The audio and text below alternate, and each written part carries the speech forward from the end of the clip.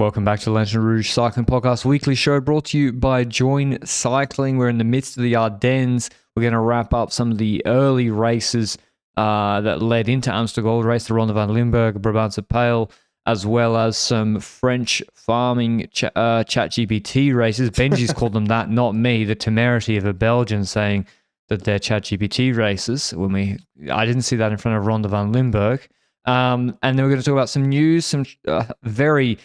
a trickle, I would say, in the desert of transfer news, some extensions, none of which is surprising. We're then going to, we've decided, Benji, we're going to make up our own transfer segment. We're going to make up transfers. So we're going to analyze Decathlon, Le Mondiale. What is their current situation? What should they do? Who do they need? Who do they need to let go?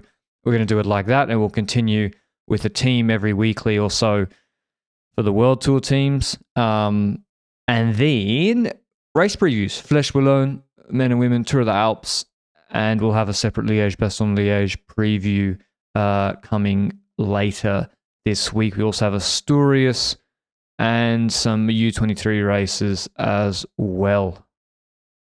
Looks like a pretty fun week incoming, but looks like a pretty fun weekly show first of all. And we're going to start with the race recap. We had some fantastic racing in Belgium and France this week, and I want to start it off with one of the smaller races on the calendar, a Belgian ChatGPT race. Here we go. I said it. Okay. Is that okay, Patrick? Yeah, okay. Ronde van Limburg. We had a pretty active race, actually. Tibor Del Grosso was one of the offensive favorites, but a race like this is likely to win in a sprint. So we had two scenarios on the table. Del Grosso was very active, attacked a couple of times, dropped everyone a couple of times, but let's be honest, Patrick, the opposite tactics in this race, I swear they were racing after each other at a certain point, no? Yeah, it was very strange. Now, I understand that you might want to have more than a solo rider ahead to stay away for the sprint, but really, like Jonas Ricard brought back Del Grosso himself, and they have dragged half the peloton with them. So it was very, very strange how they raced, and in the end, they nearly still won with De Haas in the sprint, but yeah, very, very strange. Pretty sketchy finish. Everyone killing each other for points, diving into corners, etc. Yeah, pretty scary. But first of all, the winner of the race ended up being Milan Fretin, who's won quite a couple of races like this year. A sprinter on Cofidis. Now, I do want to take it back to what you just said. People killing each other for points, whatever. Is it me, or does the way the last corner was set up is also a bit dodgy? You've got the second last corner basically turns 90 degrees to the right, but it's one of those corners where you can go wide, and if you do go wide, the barriers suddenly start at the exit of the corner, so you're going to ride into the exit of the corner into the barriers, like into the start of the barriers. So to me, that also was a bit sketchy, the placement of the barriers starting exactly there. That was, but they had done it on a lap a couple of times. They should know the corner, but yes, they're going to go faster and fight for harder on the last lap, of course. There was a lot of sidewalk riding action. I didn't check the jury report. Flanders Classics don't post the UCI reports after the race. I don't know who got... I mean, the whole field should have got a yellow card. Exactly, but it's difficult, because in these races, there's a lot of roads where there's like a cycle path and footpath without a verge or anything to see the big difference between the two. And we see then riders crossing what seems like a line on the road onto that segment to pass other riders, which rules-wise we would say is not allowed. But if half the peloton does it, the UCI just doesn't apply it. And based on this year, I feel like they're only applying it if it comes with some kind of danger. As in, this rider crosses that edge onto the footpath, onto the cycle path, the separate one, separated by verges, whatever. In doing so, endangering a spectator, endangering the peloton, stuff like that, then it seems like the yellow card comes out. But if there's no danger, the yellow card doesn't come out. Is this one of those moments where the consequences are being rewarded or awarded a yellow card instead of the action itself? I think that, and also the critical mass of people. If everybody's doing it, then they don't go through and fine everybody. They're like, oh, well, I guess that was what the peloton decided to do that day. But again, I still don't understand why the race organizers decide whether the commissaires reports are published each day for the sake of transparency. They should be published for every race as a requirement. on the relevant social media channels. So maybe if we look up the UCI yellow card tracker, we'll see a few extras. Okay, that was Ronde van Limburg. Brabantse Pijl was on Friday. Then the races are getting progressively harder towards Amstel and Liège. Van Aert opened it up with Benoot on the first Moskestraat. Remco went with him. There was a group of 10. Then Remco attacked on the next hill, a tarmac climb. He and Van Aert got away. Narvaez was gapped when Benoot dropped the wheel behind his teammate. Blackmore actually bridged across and was convinced to work. And then he eventually got dropped progressively by Remco turning up the heat on the later climbs like the Holstede, etc. They went to a sprint. It looked like Van Aert wasn't able to attack Remco on the last Moskestraat. Remco pasted himself, actually trying to drop Van Aert. And you could see Van Aert was cooked. He refused to relay in the last 2.5 Ks or so, 3 Ks. And still, Remco Evenepoel was able to lead it out and win the sprint in front of him for his first race comeback, and what was a pretty ominous sign for the competition on Sunday then. Certainly, but it's also, on one end, an ominous sign, but also Pogacar wasn't present yet. So at that point, I was still in belief, okay, on Sunday, on paper, there's going to be one apex predator, and it's going to be Pogacar, regardless of whether Remco beats Wout van Aert in the sprint here, because in the hierarchy of things, I'd expect Wout van Aert to be dropped by Pogacar. You know, that's the way you see it when you watch Brabantse Pijl. That being said, super impressive by Remco to win that sprint. I still think going into that sprint that a lot of people underrated what the sprint of Remco is like, despite what we've seen in the last year and a half. That being said, it can't be very confidence-giving for Wout van Aert that he loses another sprint like that against what is on paper a GC rider, even though that GC rider does have a sprint. That being said, like, there's two ways to look at this. On one end, yes, Wout van Aert loses another sprint. He can lose confidence as a consequence of that. But also on the other end, you need to be in the group to be able to sprint in the first place. And he was cooked going into that sprint. I would rather see Wout van Aert be present in that group and lose a sprint and not be present in that group to begin with. Yeah, he opened the race himself as well. In the end, maybe if he waited another lap, it would have benefited him, because it was very clear that pacing on and off with Remco was hurting Van Aert a lot. And it makes sense, because when Remco's sheltering behind Van Aert, he's getting a lot more draft than vice versa. And so, Remco, I think, just whittled him down over the last 45 minutes of that race. It was a good race, though. Amstel. Do you think Remco winning that sprint influenced how he rode the final of Amstel Gold Race?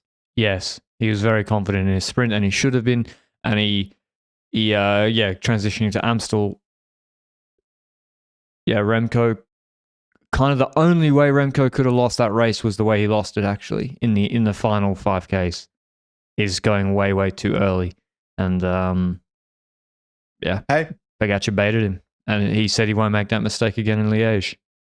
But like, I do want to add on to the discussion the fact that Remco's back to racing now. In the anticipation of him returning, I was like, okay, what's he gonna be like? He's been out with an injury again for the second time within a 1-year period, a harsh injury to the point that I swear he said in an interview the other week that he still has to hold his steer in a very robust way. Otherwise, he has a nerve in his shoulder still hurting, stuff like that. So that made me a little bit fearful about, okay, what Remco are we gonna have? It's great to see that he's back at a level that is very competitive, to the point that he looks very good for the upcoming Hill Classics, and we'll get into Fleche Wallone a bit later in this podcast.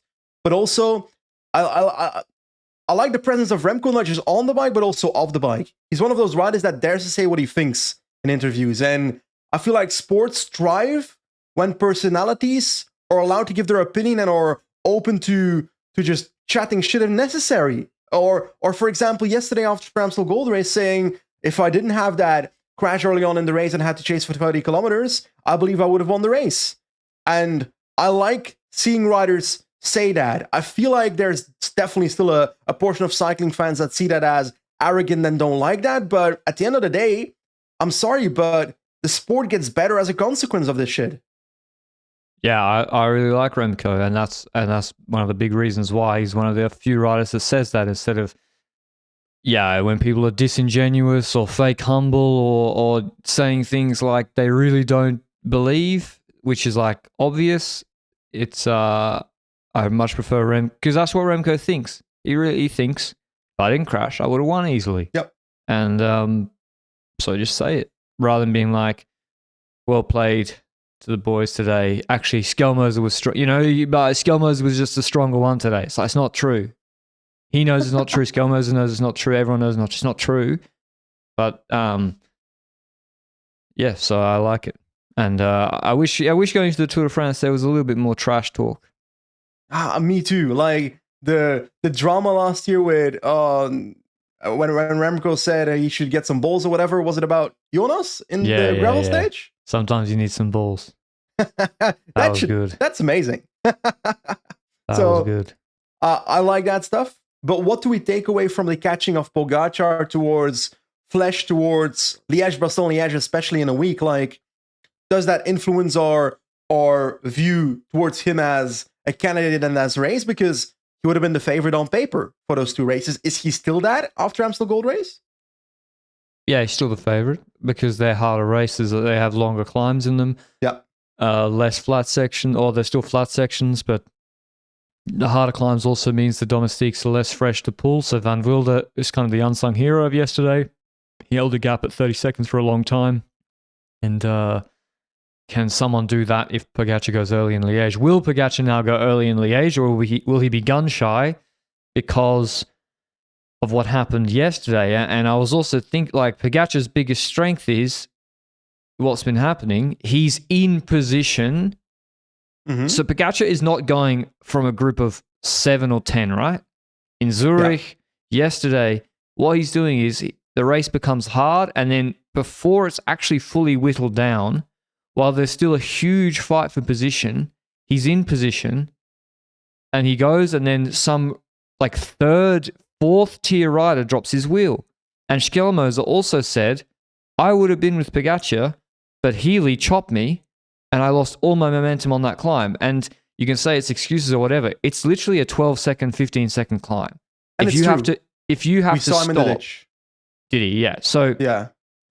But Pogačar's going there and then gets the separation, and then Group 2 dynamics take over. If you wait, and then suddenly you're going later on the Keutenberg, well, Remco and Skelmoser will just be there on your wheel. So that's the trick. The tricky thing for him. I mean, if he's the strongest, you should still win. But I'm interested to see how he races after what happened yesterday. Yeah, it is intriguing because as a consequence of yesterday, he might think, okay, me going early in the first place, following Alaphilippe in that move on the Hope of the Better or whatever that little climb was called, like, that might make him think, okay, maybe I went too early in the race and therefore I should go as late as possible in the next couple of races, and I will have the inherent difference in quality compared to the others that I believe I have. So it might indicate that difference towards a couple of races coming up, which I don't necessarily hate either, because I also believe that if Pogačar didn't follow Alaphilippe, and if he instead went on the Keutenberg instead with Evenepoel and Silfov in the wheel, then I wouldn't be shocked that Pogačar does still drop people there and then is able to hold his solo until the finish line, because that's a shorter period to do so. But then it depends on whether he can drop everyone on the Keutenberg, which, based on the last couple of weeks, we would have said yes. Based on yesterday, there's a small question mark over that, you know? I still say yes. I think so too. I still say yes. And I mean, I've seen talk of like, oh, Pogačar was tired from Roubaix, and it's, I don't know, I really don't like that. Like, Pogačar wins enough races.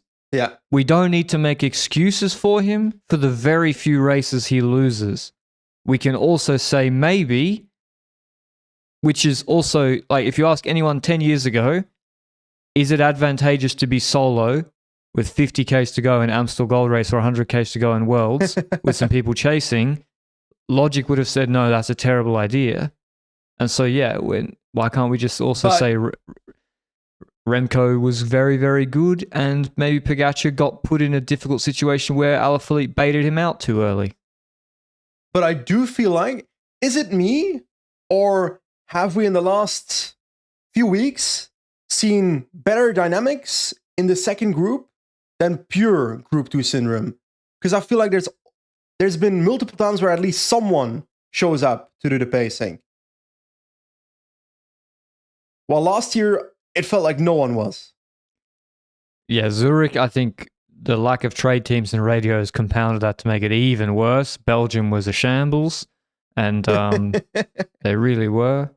Thank you, I appreciate that compliment. I mean, you go and watch Zurich. It's unbelievable when you watch that last climb, and yeah, how no one reacts. And anyway, I think it's gonna for Fleche. I think Pogacar will wait until last Murderhui because he can just win there anyway. So, and he won already like that. I think he'll still do Fleche.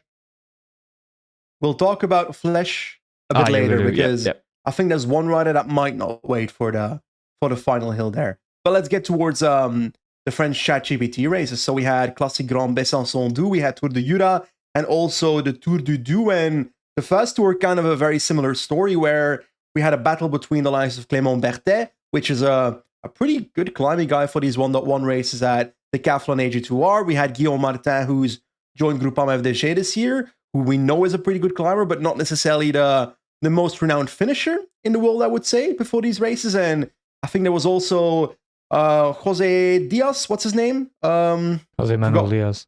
What team is he on these days? Burgos, BH Pellet. Really? He's on Burgos these days. I thought was he not on Total back in the day, or am I inventing that? Delco? Delco, maybe. I gotta say, I haven't followed his career so closely. Yes. Delco 2021.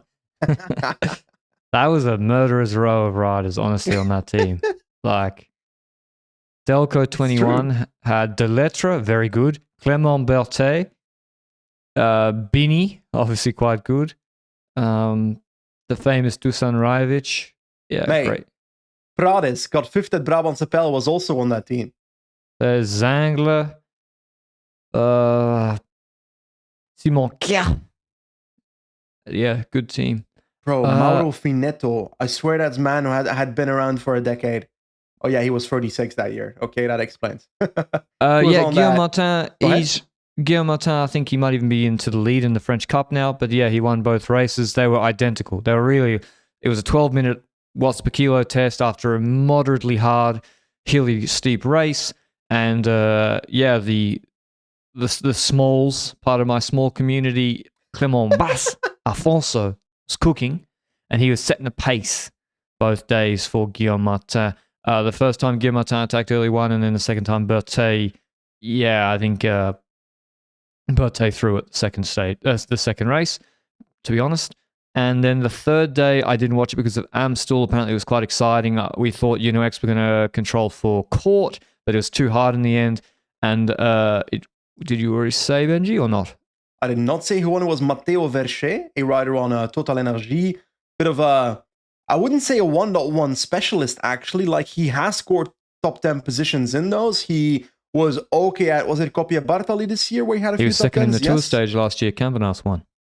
True. That is true. He was part of that dynamic in, was it stage 18 roughly? 18 with Kwiatkowski and Campenas. So we've seen him before, but like, he's the kind of rider in terms of quality where I'd expect him, is this weird to say, I'd expect him to do a bit better UCI points-wise. Yeah, like for the Drôme and Ardèche Classics were too hard for him, but yeah, looking at, say, Classic VAR, he's a puncher. It's a French 1.1. I know it was a good start list, but he wasn't competitive whatsoever. Or in Tour des Alpes-Maritimes at Duval. So maybe he was just sick during that period, and he's really come good now. Good results in Copy, in Lorraine, and now Dube he wins. So you're right, a little bit inconsistent. You'd think it with his profile, because also he does do a schedule conducive to points. He'd be a little bit better. But yeah, they had beautiful weather in the Jura. Sometimes it can be rainy. They had beautiful weather. And it was some pretty good racing, I thought. Yeah. News? Before we get to the news, a word on our show partner, Join Cycling. In case you don't know, if you're training indoors, Join Cycling has a workout player. So if you have your workout, I'll bring it up on my phone right now. You have the Join Cycling app, and you have your workout for the day or whatever workout. Of course, your phone has to have Bluetooth. Mine does. They all have it now. I think so. And well, speaking of which, my internet shit itself. I'm in like the dead zone of the house here. That's why Luke had to install the Ethernet in my room. You go to the workout you have for the day. Just click on it, and you can just click Start Workout, and then you have it connects to your trainer via your phone and your heart rate monitor or whatever Bluetooth or ANC devices you have. And it's like a really simple workout play where you can control I'm indoors today, so my VO2 max intervals, I want to do them maybe at the 95% of the 100% power target because I'm indoors. You can wind it down 5% so you can actually do an achievable power target. It's got erg mode. I always ride on erg mode because I'll be watching Tour of the Alps later and just chilling away on my erg mode recovery plan ride. So yeah, I really like the workout player, and in case you didn't know the feature was there, you can use it through your phone to do your workouts indoors pretty conveniently. So thanks to Join Cycling for supporting us and for getting the weekly show off the ground. News, Benji, Marianne Vos. Yes, she has now signed a lifetime contract, but in the vibe of Wout van Aert earlier this year or towards the end of last year when he did the same, and which basically means that they sign a contract until the end of their career is what is being announced. And it's a bit of a weird situation because what does that mean, the end of their career? Is that the rider showing up and saying, okay, I'm going to ride another 10 years? What is Visma Leasebike okay with Marianne Vos riding until she's 57, another 20 years? I don't know if that's a realistic outcome to a lifetime contract. I don't know what's actually on paper there, but I've got a take on this. I'll be honest. Marianne Vos, first of all, amazing rider. She's had a fantastic career. A career that is marked by the fact that she's quite literally, in my opinion, the greatest of all time female cyclist. And she deserves to decide when her career stops in that sense. But I think lifetime contracts are a marketing gimmick. Because, in my personal opinion, from a team standpoint, it does not make much sense to give a rider a lifetime contract. I'm very happy for Marianne Vos that she has the opportunity to do so. And I personally think I love to see this for her sake. From a team perspective, I don't see it outside of it being a marketing gimmick, especially because, like, imagine if a cycling team where a rider is present for most of their career, 12, 13, 14 years or something, part of the team. And she hasn't been part of the Visma Leasebike team for her entire career. Yes, she was in Rabobank Live like 10, 12 years ago maybe, and now part of the Visma Leasebike team. But between that, she went to CCC. She's been in multiple other teams as well. I don't know. It feels a little bit weird to me. I am happy for her, but from a team perspective, I don't like the idea of a lifetime contract. Yeah, I think it's branded as lifetime contract, but really, like you say, it is until the end of her career, she'll stay at Visma Leasebike. And what does that mean? Can she decide to ride another 20 years if she wants? I mean, if she performs at this level, keep going. But if she doesn't, can't she just stay along and Visma Leasebike has to have it? That's the problem. That's the risk with long contracts. Yeah. Like in baseball, there's effectively these contracts all the time. Like, 15, 7, like basically 15, 20-year contracts. And you know for like the last 3 or 4 years of them, they're like 43 years old. Like they literally give 30-year-olds like a 15-year contract. And then they're going to be a problem. Like the Mets just gave Soto a 15-year contract. In year 15, I'm not sure whether that's going to be worth it. How old is he? Like 25, I think. Sporty in age of many. What is it? Is it for baseball? On paper, yeah. 26 on paper. I don't know. But yeah, you're right, Benji. Because like, what if Wallone Art's like, I want to be just, chilling. I'll be a pro cyclist. Yeah, but I'll just be chilling. I don't, how do you, because, by the way, cycling contracts, for people that know, there's no like minimum performance requirement in cycling contracts. So, which is kind of a risk on the team. So, for example, it's like the riders can freeload. So Maxim Van Giel signed a longer term deal with Lotto last year because he was worried about his contract situation. And then he had that base security. He then performed in the Ardennes and was like, that's a bad contract for me. But if he'd really underperformed, not injured, but was still training, but was just complete shit, then like with Bora now, the team has no recourse. So yeah, but I will say I am much more likely to side with the employee than the employer in many situations, though. Getting political, man. That's not what I'm saying. No, it's true. I'm not. I'm also saying I'm not saying it's wrong. These guys have very short careers, and even shorter windows where they earn very good money during their careers. And like we've seen in previous years, they can be hit by cars training, die in races, permanently injured. Remco nerve damage in his shoulder for one. So they should be paid handsomely for the risks they take.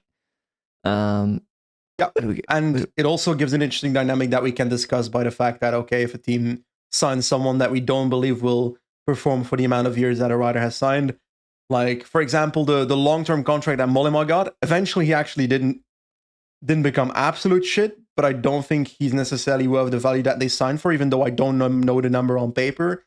Anyway, that's off topic. Or Uiterbrooks, like he was at the French races. Yeah. He signed until end of 27. So far, with the Belgians leaving their team the last 2 years, it's not worked out, Benji. Well, you're blaming me for it. You're saying, hey, Benji, Sorry, yeah, you advised Van Gils. I'm half British now, my friend. You advised Van Gils. I mean, for Van Gils is fine. He's got a bigger contract. But anyway, that's off topic. I'm happy for Marianne Vos. I'm happy to see that she is looking like she'll be in the peloton for a couple more years, which is, I think, the biggest takeaway from this. So I think that's the most beautiful side of this story. But let's bring it to a different type of story. Jakob Söderqvist, one we've been talking about a couple of times already this year and last year, is going to the Little Trek World Tour team, is now on the development team. He's moving to the World Tour team in 2026. And can we just pull it back here? Because I feel like this was all like marketed up of, Söderqvist has proven his ability to go to the World Tour team next year. He had already proven his ability to go to a World Tour team last year, but they didn't have a spot in the team, right? Yes, they didn't. I presume they had to bump up his salary already on the Devo team, and he raced Valencia in pro races already this year, but they couldn't put him in Paris-Roubaix. They still got third anyway, but he won or was crossed the line with Albert Philipsen hand in hand in the under-23 Roubaix. So, yeah, he's a big talent. If you look at his power profile, crazy power. Like really just all-round sprint, punch, 5-minute, 30-minute, just a beast. And if you had to compare him to a current World Tour rider, who would you compare him to?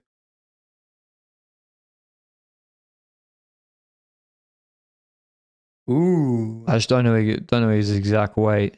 Kind of like Ghana.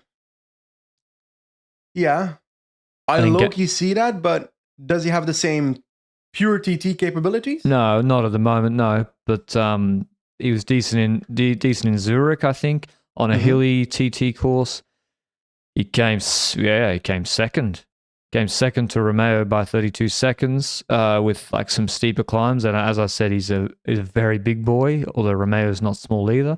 So yeah, I'm not saying he's Ghana, but like he's got a good sprint. He's got good endurance. His explosivity's all right. He dropped Milan in the Valencia stage. He survived that Valencia stage with 3,000 meters climbing and dropped him with the lead out. So he's a big prospect. Is this the first Swedish rider in World Tour since Tobias Ludvigsson? Yeah, he was on FDJ, right? Yeah, he was on FDJ. Before that, he was on Giant, which became Sunweb, which became DSM, which became Picnic Postenel. It's getting difficult. And before that, Argos, Skill, Shimano. So that team's been through a few sponsors over the last 10 years. Söderqvist is the biggest Swedish talent for what? Since Magnus Backstedt? Yeah, a long time. A long time. He was Danish, or was he Swedish? I don't remember. Oh God. Magnus Bach is Swedish. Okay, I got it right. I was scared for a second that I got the Scandinavian country wrong.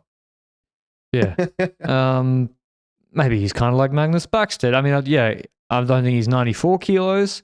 The way he's climbing, I think he's more 83, 85. That's maybe Gleb. 85. Gleb. Listen, Gleb is so good.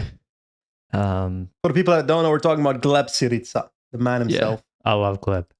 He's a really good rider. Just misunderstood. So yeah, Soderfist, well, and step up. Shari Basot joins Age Insurance after her doping suspension. I think she always maintained that it was contamination.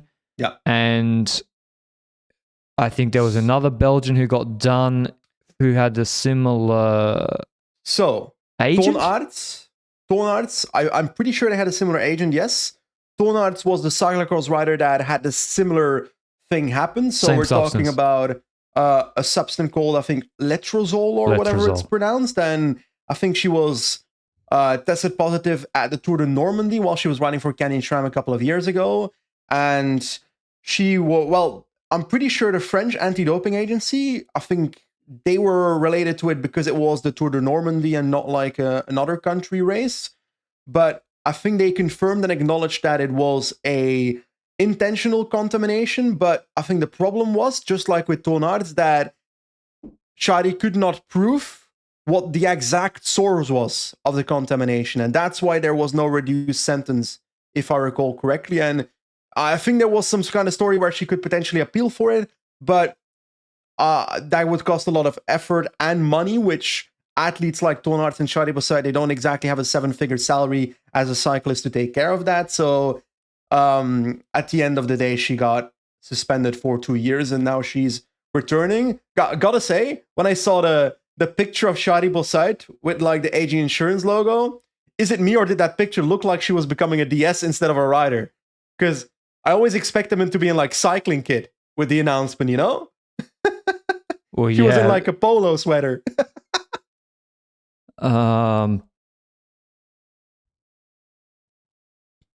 So I think Toonarts, did he say it was a supplement? I don't know. I think I can't tell you. To be honest, I don't care. I just don't care. She's back on Age Insurance, and I think she was doing quite well before her suspension. In 2022, she like really improved. Was like consistently good across the whole year, including classics. So we'll see how she is at Age Insurance, I guess. Okay, that's all the transfers we have. Yeah, and rider coming off a doping suspension on like a half-year contract in the women's peloton. A guy who we already knew was going to Trek, and Voss staying where she was always going to stay. So it's pretty dry out here. We're trying our best. I mean, I'm scanning the internet. I'm in the forums. I'm doing Italian, French, Dutch, Spanish forums for any sort of little rumor. Nothing. And so we've decided we're going to tell the teams what they should do, and then maybe they'll take action. So today we're going to start with Decathlon Age Mondiale. What's their current roster situation? What do they need, in our opinion? Who's out of contract? Who should they renew? And who should they go after? That's how we're going to do it. And so what is their current situation, Benji? Last year they started hot, with 1 million wins on minor level. Yeah. This year, a little bit slower, 6 wins, 5 at .1 level, 1 at World Tour level. Most of which, yeah. Sam Bennett. Which I didn't necessarily anticipate when the year started. And I do like seeing that. I do like seeing Sam Bennett score victories on the, let's be honest, smaller race scene. But it's also an important race scene for this team, because let's picture the Decathlon AG2R for a second. What are the goals from the Decathlon AG2R? If I think through what their roster has been for the last 10 years and what it has evolved into, I would say, first of all, stay in World Tour for the next 3-year cycle. So try and sustain a safe position for the next 3 years to make sure they stay in World Tour for the cycle after that then. be present at the Tour de France, I think, is important for a French team like this. So that needs to be up there. Be present in the Spring Classics, I would base off the fact that they've been signing quite a few Classics riders ever since the AG2R Citroën deal happened. And then next to that, I would say be present in French ChatGPT 1.1 races, because that's where they're on their local scene, the French Cup. That's important for this team as well. So are those the 4 goals, or do you see other goals within this team? Staying World Tour, that's, I would say, beneath this team now. This team is a big budget team. It's the best French team. I would scrap that ambition. I mean, they should. Yeah. Every team should have that, but I think I would say looking 3 years ahead, they need to construct a roster that can support Paul Seychelles or another GC contender for a Tour de France or Grand Tour podium bid. That's what this team, Decathlon's not, they're investing in this French team to be relevant at the Tour de France. Yeah. And to do that, you need a good GC leader. I'd say Paul Seychelles is a pretty good start with the right passport. 17 other World Tour teams would like to have that rider. Yeah.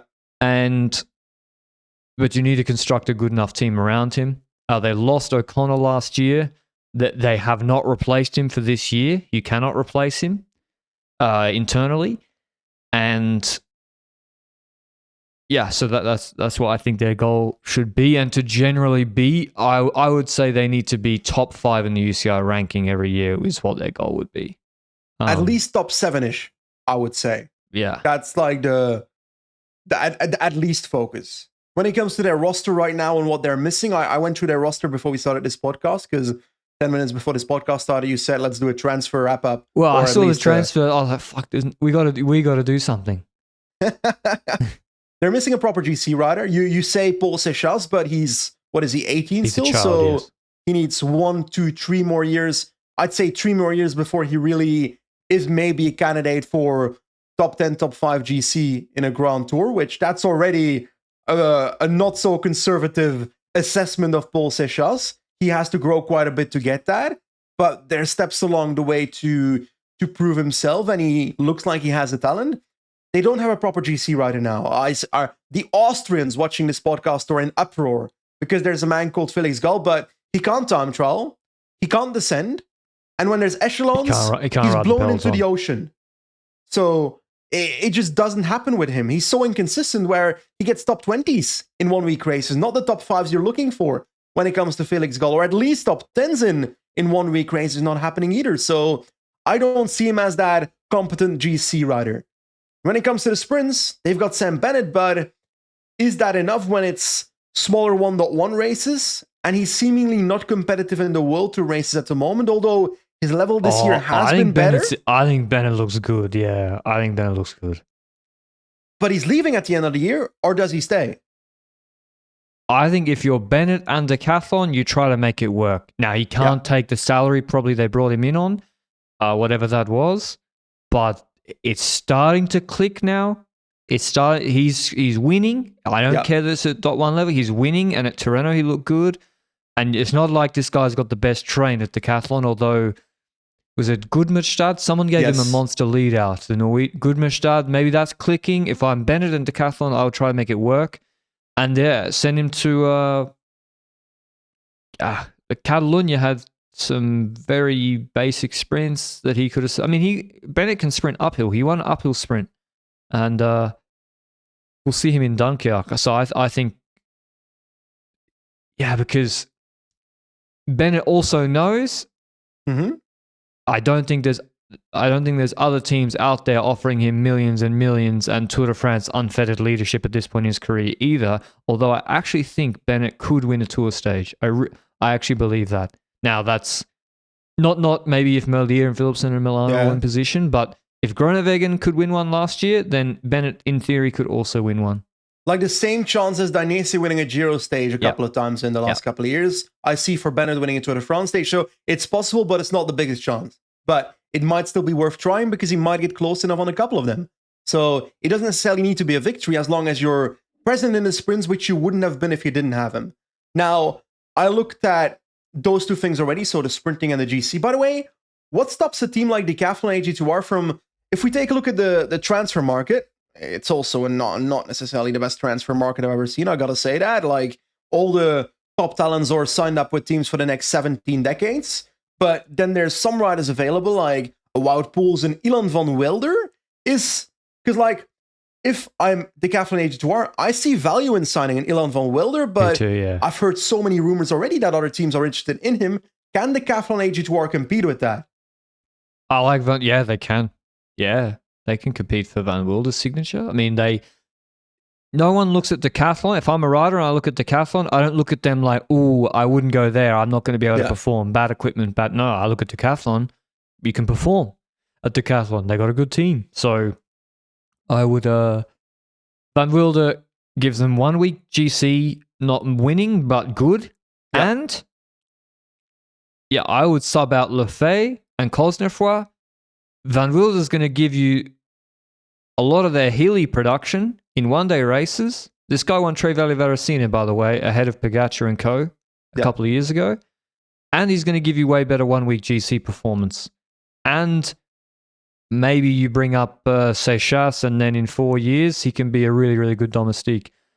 Because he's also not the solution for like Grand Tour GC. That's not happening. No. But he's a good Stage rider. race? Score a lot of points. He can win races.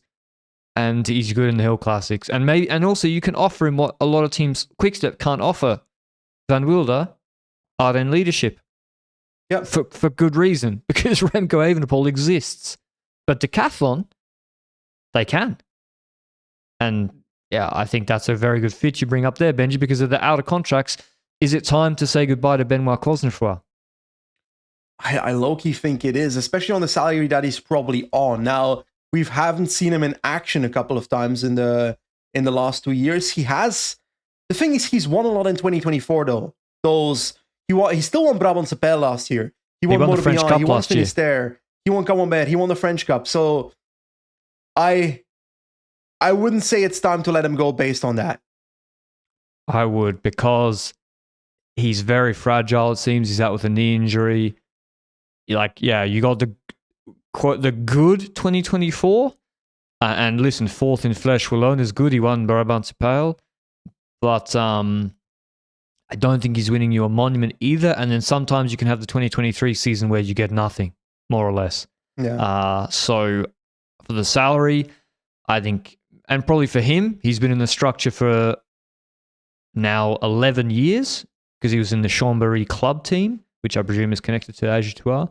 Maybe it's time for a change for him as well. 29, but probably the last chance he'll get a big last chance to change team where he'd be given leadership. So yeah, and then Lefebvre, yeah, obviously that's not worked out, and they're not gonna renew him on, at least on the same money, and nor should they. When it comes to the Cobble Classics, though, I read an article on HLN the other day, I think 2 weeks ago, that Oliver Naesen had extended until 2027, but for lower money. But I don't see that as enough for the Classics, and I look at the team around him, like, let's be honest, he's kind of not the full-on leader anymore when it comes to the Decathlon AG2R in the Cobble Classics. Like, I also look at Rasmus Søjberg Pedersen as a rider that can grow into maybe a leadership role in these types of races. Bissiger was super strong in Roubaix, and my apology is still echoing through the galaxy in that Paris-Roubaix recap podcast, because I was not expecting that.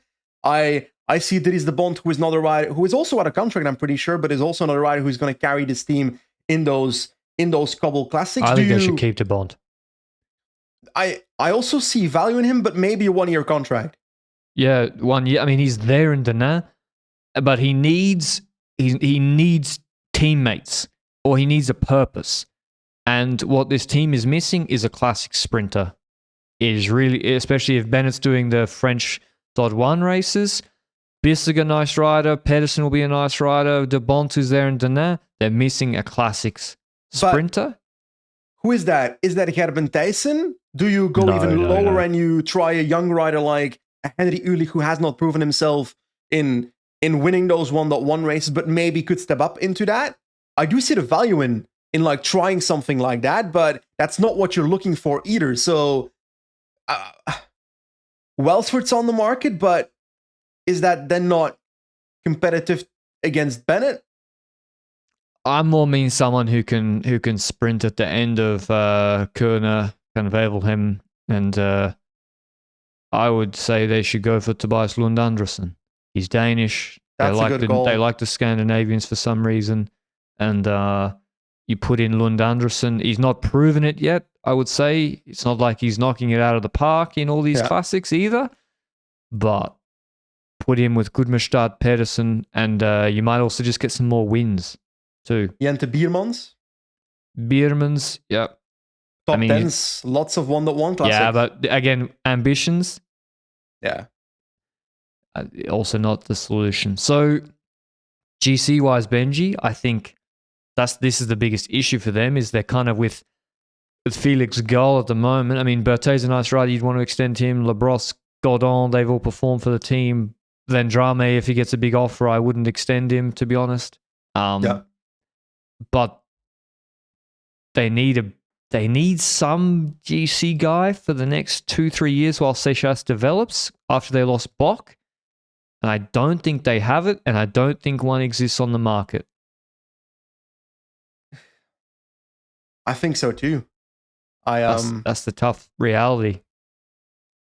Which is why I like the idea of getting a Van Wilder to temporarily balance it out cracks while you have Seychelles grow up, or try to figure out whether Seychelles is that rider to begin with. Because he's still super young. He might look like that talent, but in 2 years, the world might look different around him, you know? So it's also a full-on gamble to just wait on Seychelles. Which is why Vokola? I think Vokola is available, and I don't see him as that GC rider, though. One week race is possible, maybe. But Grand Tour is never going to happen.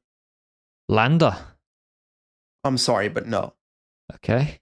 Trying to workshop. Landa's a good rider, but like, we're talking maybe a 1-year contract maximum. And I don't know, I feel like there's other teams to compete with there. I think he might stay at Quick Step by. Yeah. Anyway, they do need probably some more support for maybe they're gonna have to shop in the Filippo Zana, Eddie Dunbar sort of range of GC guys who are fringe top 10s, can win a stage, which is they're not bad riders either. Like Dunbar is not a bad call, but this year hasn't been his best season. No, not yet. They can do a swap with O'Connor to Jayco and Dunbar across to Decathlon. So, but yeah, it's building from the bottom. I think, they're the priorities. I would say a classic sprinter and another maybe good classics rider, a hilly, more reliable guy with a GC focus to replace Lefay and Cosnefroy, which is Van Wilder, I think. And try and find another good climber to go with Berthet. I actually enjoyed this. We should do this more. What teams do people want to see next week? Drop it in the comment section below, because I actually enjoy this. So let's try and invent new transfers next week. But next week we're doing Red Bull Bora Hansgrohe. That's a whole other kettle of fish this year to discuss. Anyway, race previews. We've got Fleche Wallone upcoming. It's basically the more. Is it the Hill Classic with the most preset way of racing usually, except last year? In the men's, yes, typically it all comes down to the final Murdoui. Now I'm not sure if they've changed the men's route this year. They definitely did change the women's route again, but yes, it comes down to the final Murdoui. 1300 meters, 9.7%, 205 k's, so 50 k's less, an hour and 15 minutes less than Amstel Gold Race, where some riders, when Poggy went, their lights went out. Yeah. Here, it's much shorter. That makes a big difference, although it is a harder race. People say Fleche Wallone, they just wait and then they do a sprint up Murdoui. No. It's a hard race, very hilly with steep climbs. They burn a lot of kilojoules. And apparently we have still Pogačar, Remco Evenepoel, Thibaut Nys, Schelmoser, Healy, Archie Ryan, Dylan Turns, who won this 2 years ago, Guillaume Martin, fresh off 2 uphill victories, Maxime Van Gils and Bora will be looking for a good result. You sound surprised. Pardon? You sound surprised when you said, apparently we still have. Who? Did you expect Pogačar to dip out? A Fleche, yeah. I mean, I personally don't believe the like fatigue thing. He's done Yeah. 7 race days, which were exhibition race, and then 5 one-day races. I don't think by the 5th one, I know Roubaix tiring, but also like I don't think that's why he lost yesterday. There's other more tangible explanations, but he's won Fleche before. He's not going to do the Ardennes triple. Liège is a monument. I don't know. Maybe he'll stay in. Yeah, possibly. But I do like the idea of Remco being at the start line of a Fleche Wallone, because to me, if they go to Mur de Huy, I don't see Remco winning that punch up the climb.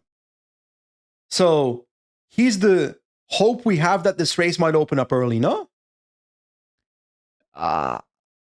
Yes, but it's tough. Yeah, I mean, Remco would be tough to bring back on this parkour. We've seen that already. Because, yeah, there's a flat zone. Because you look at that zone after the second last Mur de Huy, you say, oh, hard to go solo there. It's kind of flattish. And then, that's actually good for Remco. That's an advantage. So, then again, you can lose so much time on Mur de Huy. I don't see it. Also because Pogacar will just close him. But hopefully it's an open race. Not sure of the weather. I need to go for an out of the box pick because. Ooh. I'm going with Ben. I'm going with Ben Healy. Ben Healy winning Fleche Wallone. Going with Ben Healy, yeah. That's an out of the box pick, because I don't see him winning that punch on Mur de Huy. So are you saying that it will be a different type of race, or do you expect him to become a magical puncher a la Philippe style? Yes. Ben Healy time. To be honest, a la Philippe on the Gulperberg, we might as well write him down already for Mur de Huy. Yeah, 20 seconds, then the lights went out. Yeah, hey, Mur de Huy is a bit longer than 20 seconds, but it was very enjoyable to see. That being said, I'm intrigued by Little Trek. I didn't like their full-on tactics as a whole in Amstel Gold Race. They did end up winning the race, but I don't feel like it buttered perfectly between the chemistry of the entire team.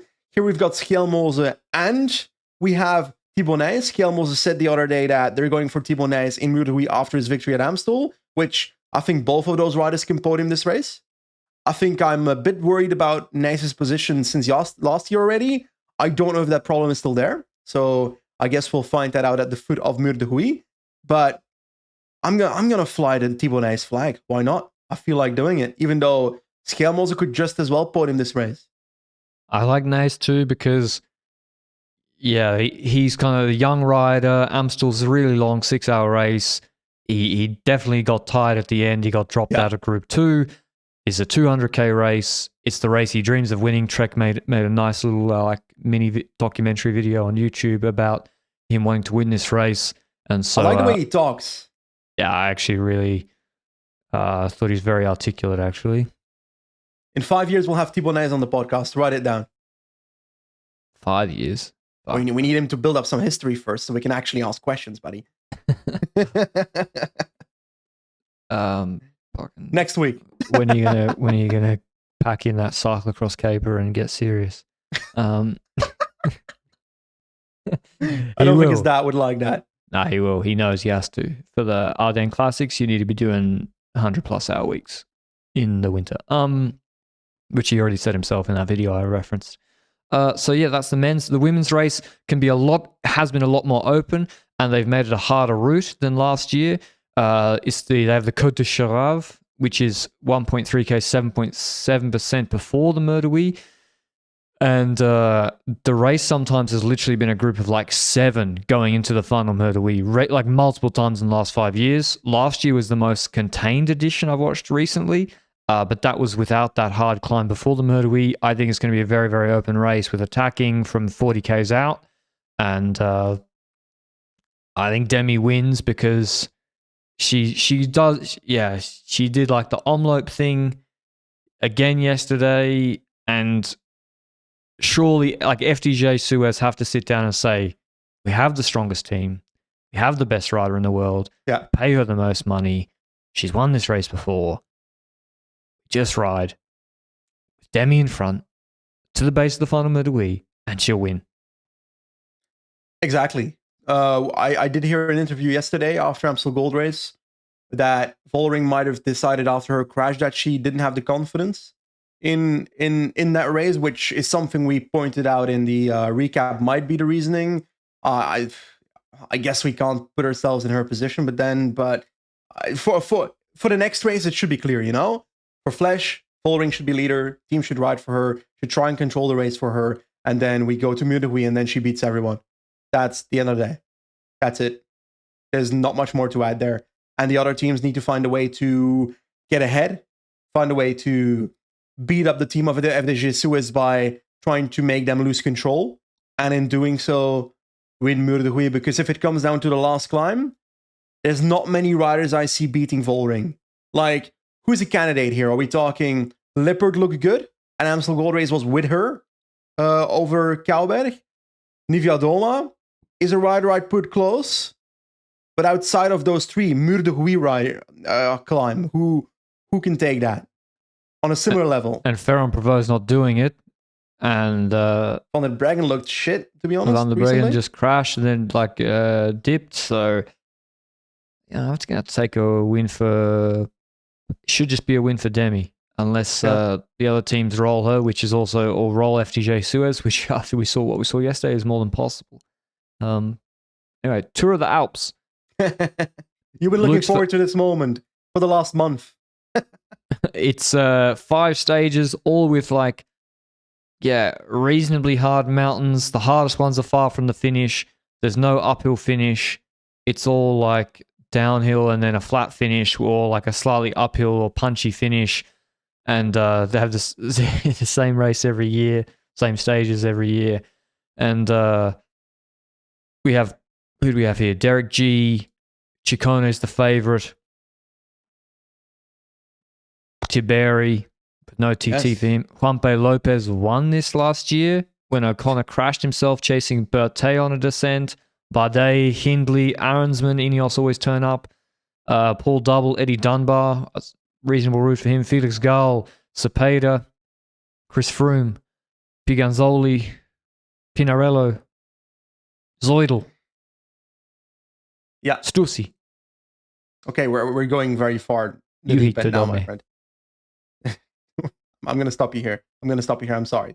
There's a couple of interesting riders on the start list. I agree with you there. I'm looking forward to see how this race plays out. But how have we seen Tour of the Alps evolve into the Romandie over the last couple of years? Because I feel like both these races have, in the last 15 years, been used as preparation for the Giro. Which one is now the best one? Tour of the Alps? Or, because we've seen a couple of great Tour of the Alps performances that then turned into nothing at the Giro as well. We've seen the same when it comes to Romandie.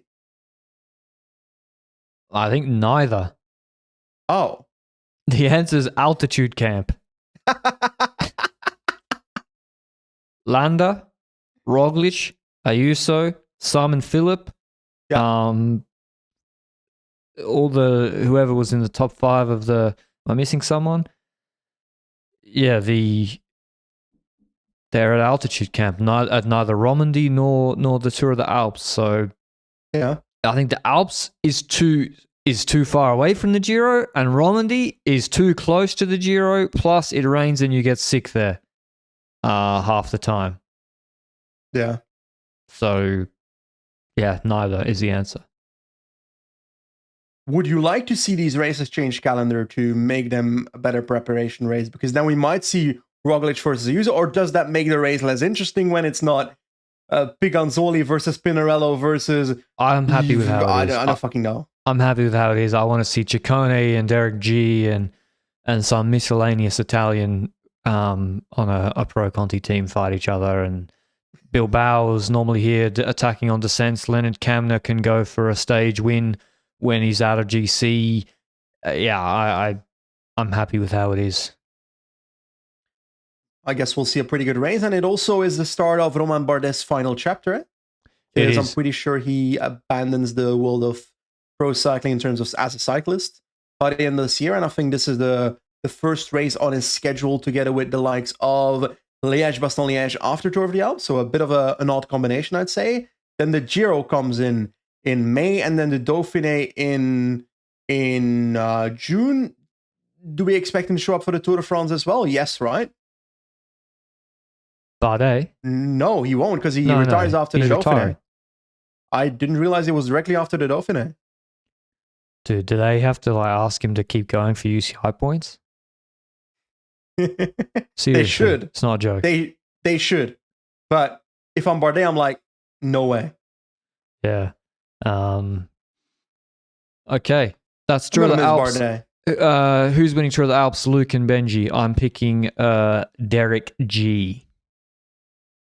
I like Derek G as well, buddy. So I don't like you picking Derek G from in front of my nose. I am. Well, Luke's Felix picked Gall Max- isn't winning. Luke's picked Max Poole. Felix Gall isn't winning because there's a sense everywhere. Romain Bardet is going to win the race. I need to back my French man. I need to back him. I'm sorry. I have to. I think Chiccone's the favorite. Yeah, he's the best climber here probably, and he got the best punch. So Ciccone is the favorite, and Juanpe. When Chiccone's in the jersey and Juanpe says no more attacks today, that's a superpower, and then their whole race is shut down. So yeah, bro, Luke's pick will be riding for my pick. Yeah, Max Poole's not winning.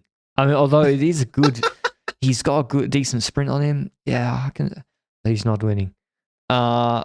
Okay, that's all the races coming up this week, apart from Asturias. But Asturias, it's probably not on TV. I hope you enjoyed it. We'll be back with the Liège-Bastogne-Liège preview Wednesday, Thursday or so, which probably after Fleche Wallone would make more sense, I would say, for the preview because things happen in Fleche Wallone. So let's say Thursday morning. I hope you enjoyed the weekly show brought to you by Join Cycling, and we'll see you Thursday. Ciao, ciao.